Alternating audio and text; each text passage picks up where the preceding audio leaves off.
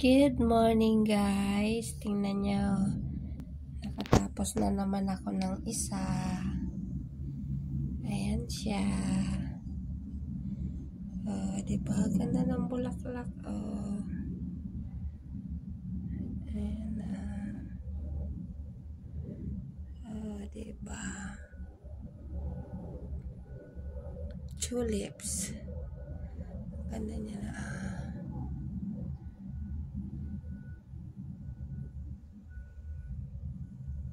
Yung size niya 129 by 173. Wala lang, nagandahan lang ako. Ayan siya.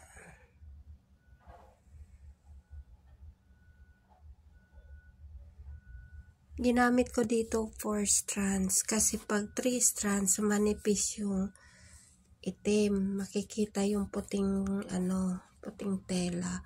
Kaya marami akong nagamit na itim. Pero maganda kasi as in wala kang makitang puti. Ayan siya. Diba? Wala kayong makitang puti-puti na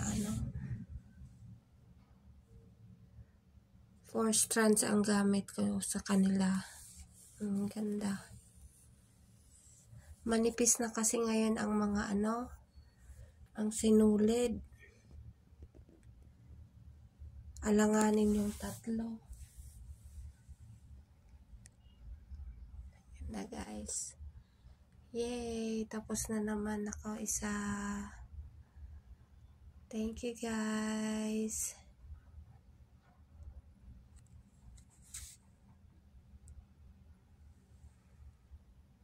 Bye bye. Thank you for watching.